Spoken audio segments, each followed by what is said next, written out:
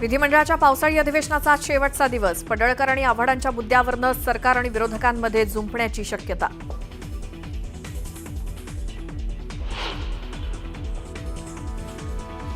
पडळकर आणि आव्हाडांमधील वाद विकोपाला. विधिमंडळाच्या लॉबीत आव्हाड आणि पडळकरांच्या कार्यकर्त्यांमध्ये हाणामारी.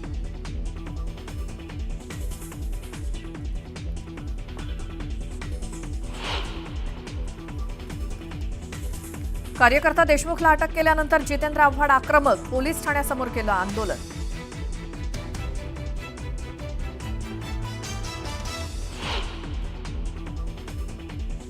विधानभवनाच्या गेटसमोर मध्यरात्री अभूतपूर्व राडा. जितेंद्र आव्हाडांसह रोहित पवारांचा ठिय्या.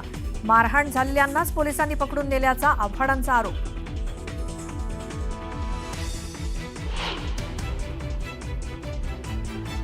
विधानभवनात कोणत्याही शासकीय कर्मचारी आणि अधिकाऱ्यांना प्रवेश नाही. कालच्या राड्यानंतर विधानभवन प्रशासनाचा मोठा निर्णय.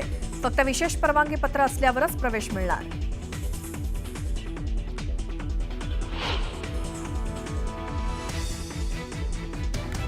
विधानभवनाच्या लॉबीत घडलेली हाणामारीची घटना चुकीची. राड्यासंदर्भात विधानसभा अध्यक्षांनी कारवाई करावी. मुख्यमंत्री फडणवीसांचं वक्तव्य.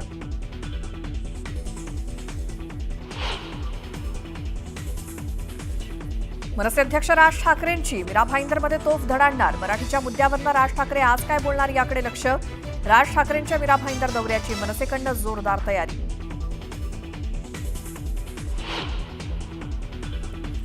विरोधी पक्षनेतेपदावरनं महाविकास आघाडीत रस्सीखेच. विधानसभेतील विरोधी पक्षनेतेपदासाठी शिवसेना आग्रही, तर विधान परिषदेतील विरोधी पक्षनेतेपदासाठी काँग्रेस आग्रही.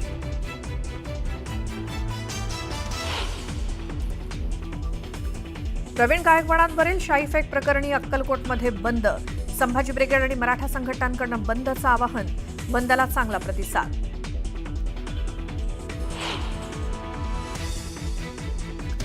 अमेरिकेनं टीआरएफला दहशतवादी संघटना म्हणून केलं जाहीर. पहलगाम हल्ल्याची टीआरएफनं घेतली होती जबाबदारी.